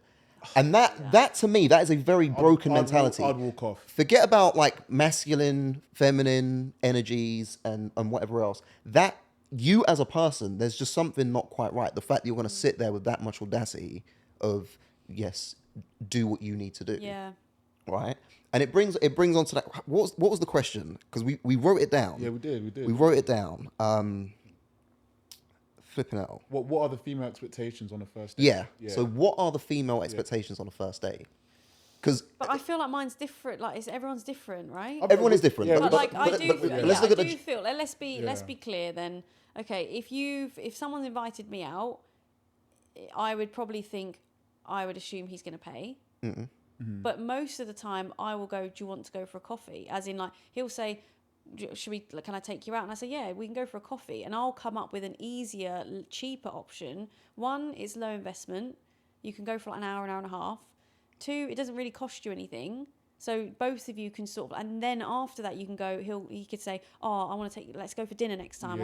But like, I just think if you're logical about it and you don't take the piss and you want it to be like, going for dinner on a first date is quite intense, but also time consuming. Like, you could be sat at dinner for 3-4 hours, which could be amazing, but I'd rather initially meet someone for a more casual walk. Like just drinks. Yeah, just drinks or like a casual walk and a coffee. And then we can go, all right, yeah, let's go for dinner next time. And then if he asks, then it might be something that I'll go, oh, you get the dinner and I'll get the drinks after. So then it can, like, you've spent a little bit more time together. So then you're going to be like, oh, should we go somewhere else? I'll get the drinks, you know? Yeah. Whereas, like, I don't tend to accept a first date to, like, go for dinner because, one, it makes me feel a bit uncomfortable eating in front of someone straight away. But two, I just think it's a bit more, like, natural to do something maybe a bit more active, crazy golf, something a bit more fun. Yeah, dinner on the first date is intense. Yeah. The thing is, do you know, so personally, it doesn't bother me. I don't mind doing it. But generally speaking, my thought process is drinks, just because generally speaking, people feel a bit more relaxed about doing that. Yeah, drinks activities like my go-to. Nah, activities. Nah, I'm competitive, man. Yeah. No easy wins. But that's the Yeah, I want to point, find is that someone you who's get the competitive as vibes, well. yeah. No, but that's the thing. Like, I will not let a woman win just because she's a woman. I will. Yeah, same. Yeah, but if she beats you, will you actually admit it and be like, oh yeah, she beat me? I beg your pardon. Yeah, exactly. That's what I'm saying. I'm not losing. What do you? No, that doesn't happen. That whole chivalry thing, like, you should let the women like beat you at whatever. I was like, No. Nah, man, no easy If wins. a That's guy nonsense. said to me, oh, I let you win, I'll be like, That's like- right, we'll do a that's rematch then, because I yeah. definitely beat you. Like, I would rather him absolutely trounce me. And I'm too competitive. Actually, no, I'm not gonna lie. I lost a mini golf one. I'm Oh, vexed. he admits it. Pissed. you couldn't go on a And she second probably date, goes, could you? this is my I was like, this ain't gonna work out. first. There's a couple of things. You know, your energy was just off. Yeah. I don't think we really aligned. Yeah. What's your star sign? Oh, that's just, No, I was pissed. I jokes. was actually pissed. But no, actually, I'm trying to think. No, because I did see it. Oh, wait, how did it go? Did we do golf the first time? I actually went on 2 dates with her, to be fair. okay. And then you were like, nah, she can't keep beating me. This is not. Nah, she was just being a bit long. I can't lie. Just kind of like just. I went on. Well, it wasn't a date. It was like more of my friend at that point, because we'd known each other for ages. But he was trying to teach me how to play golf, and obviously I know it's like quite hard to hold, and like hitting it. He was teach me, and then he was all right, go on, your turn. Spanked it into the woods to the right. Turned around, looked all embarrassed. Got to a point where it was literally like, I could win, and I beat him. He just stormed off in front of me for like a good 5 minutes. I was like, you're gonna admit that I beat you? And I was winding him up, to be fair. So Okay. See, that's I was what gonna it say- was. I was gonna say Yeah, I something was listening to gonna that say. story. I was like, No, we he's went acting on a hella date. childish. we And were I was more like, we were more like friends at that point anyway. So it was a bit of fun. But yeah, Did guys you know do not that? like losing. Yeah, Okay. yeah. We're fun. I mean, like nobody likes losing, but it's just like. Oh, anyways. To a woman? Oh no. No, it's not even that. It's just Possibly. like. No, do you know? No, but I think just as a guy, like if this is somebody who, like, I just want to feel empowered that I can protect this woman. If she's beating me, Did from it? the She jump, beat me a mini golf. like, yeah, that's long. That's long. Yeah. What hope? Like is she gonna feel like this guy's got my back? Like he can support me if I go on to have children. Like You can't even put it and in then- the and then hole. That's it. But it's Yeah, the jokes. that's the thing. It's the ego attack that follows. You're like, Yeah. oh, I just beat you. Like what? Like all that talk and blah blah blah. It's just like it just adds on top of it. It's just Yeah. not. It's no good. Like there's nothing inherently wrong with a woman beating a guy, but the guy's not gonna feel good. Yeah. That's if anything, you should be letting us win. Just let the dynamic. You know what I mean? just Yeah. let, Just let me feel masculine let and me feel empowered. masculine, man. Really miss it. That's all.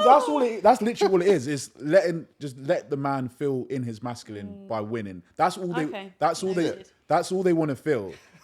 Yeah, but you just need to find a man that's definitely just gonna beat you, like yeah, fair and square.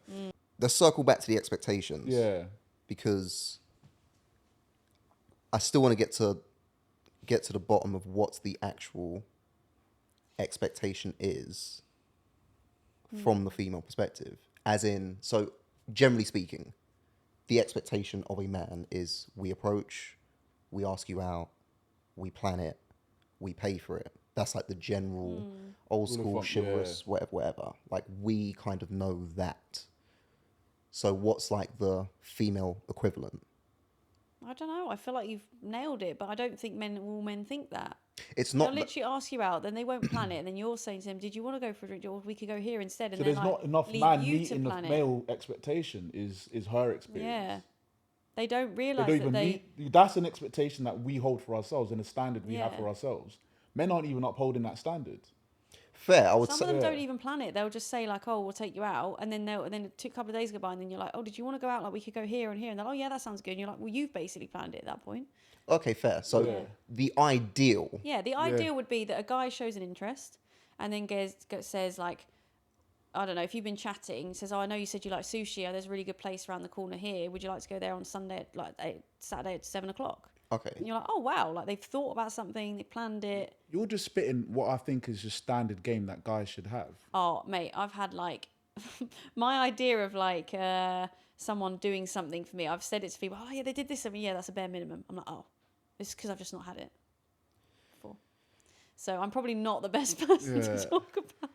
But if that is the ideal, what would you say the ideal is from the other side of the fence? What? Then? So from what women should do for the guy? Yeah. I don't know. Just like let them win. No, I mean like show an interest, be polite, courteous, offer, you know, or say I'll get some drinks, or should we go for drinks after? I can grab those. And be appreciative, say thank you, and also like follow up with I really like had a nice time, thank you for, you know, the date. Cool. Kind of thing. That's healthy. Yeah. But I don't think there's a lot of women who uphold that standard. Yeah. So, because That's a problem. I was talking, because I had a few kind of like back-to-back experiences like that. And again, it's just more curiosity more than anything else. No, genuinely, but it's just like, I found it genuinely strange how it's like, okay, cool. Well, I've planned this. I've asked you out, paid for it, blah, blah, blah. You couldn't even say thank you. Like, I'm just like, that's wild. That's wild to me.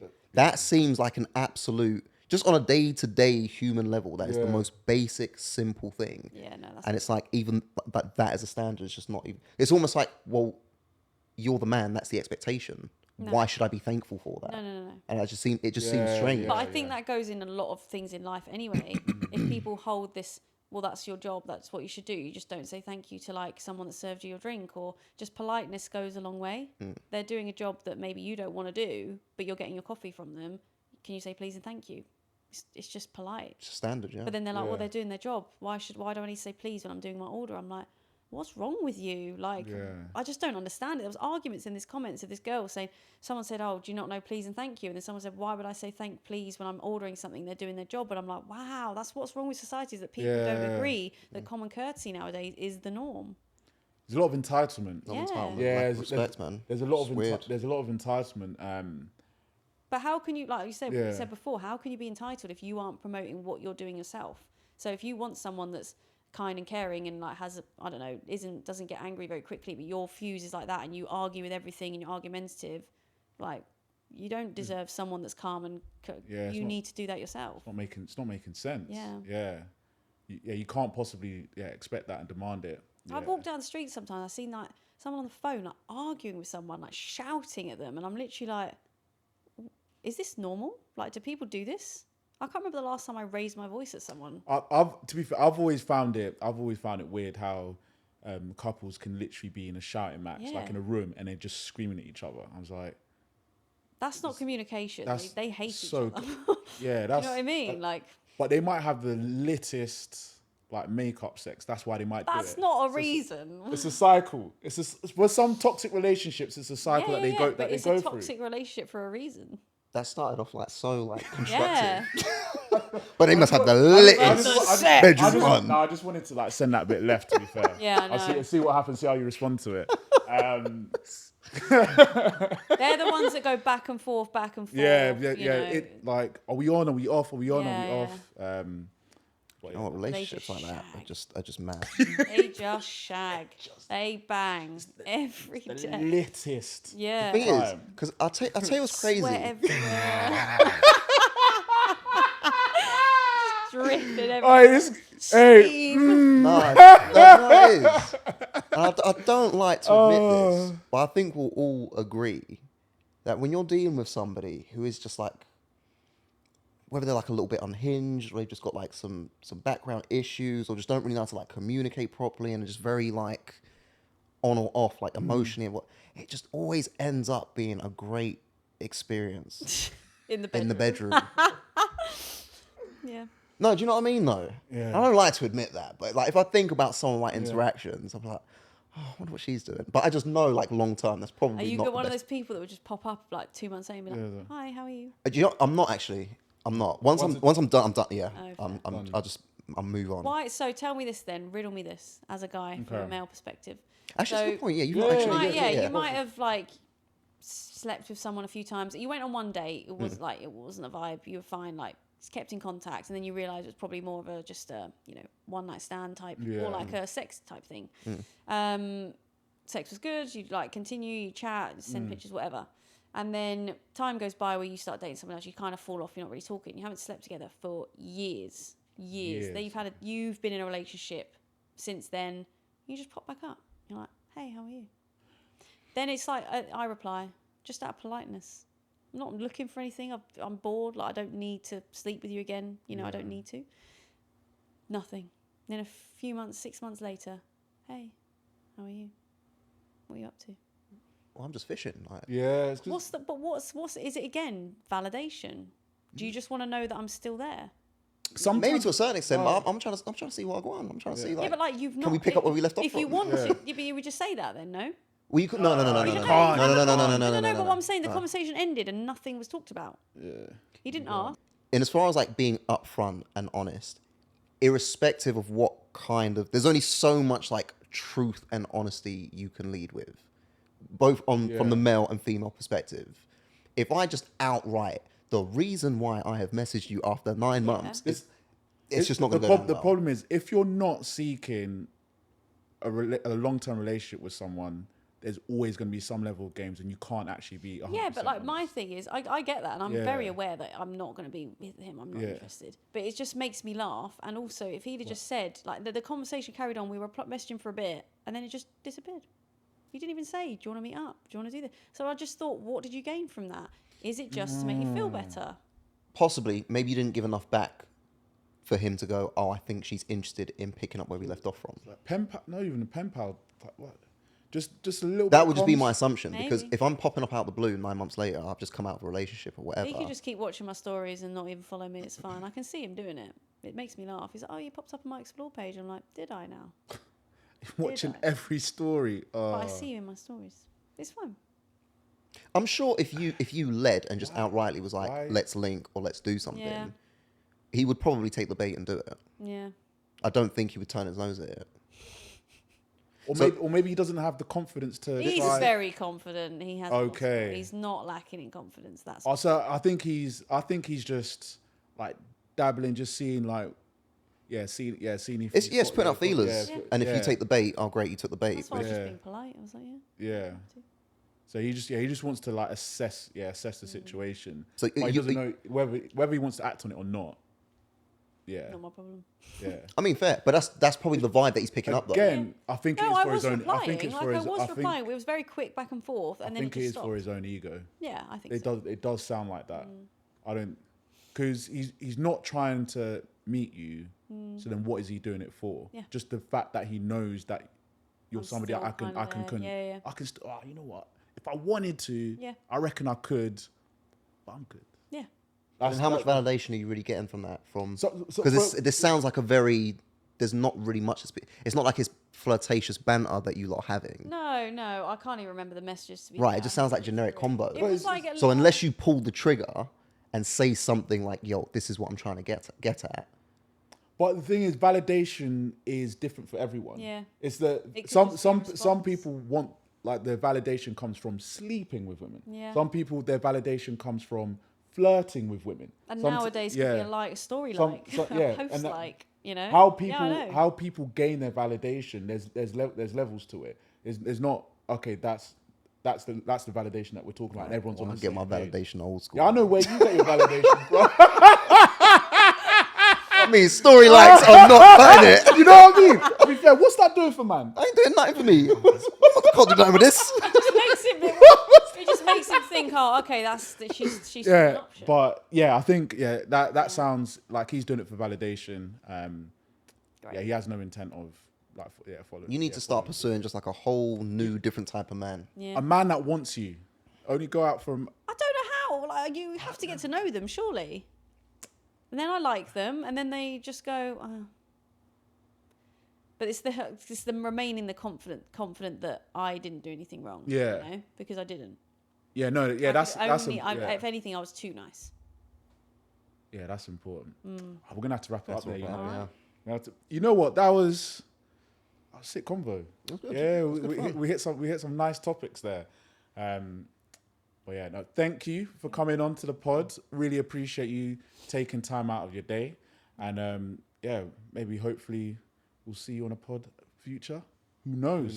Best of luck. Who knows? Exciting Who knows? Things to come. Yeah, we're trying to really push this pod. So, yeah, excited for the content when it actually finally comes out. We get to editing it. And best of luck going Thank forward you. with like the Thank you Swole very Mates much. project You as can well. come to the event. Yeah, actually, wait, when is it? October the 11th. Okay. Yeah. All right. It's a Saturday. I'm trying. Yeah, there's a lot of cogs turning there. It's fine. Yeah, no, that'll be cool. Yeah, if we can support. Yeah, we're down as some kind of capacity. Great. Yeah, that'll be sick. Yeah, we'd love to get involved. Sounds good. All right. Call it there. Call it there. It's another episode. Boom. Just Boom. like that. Done. Just like that.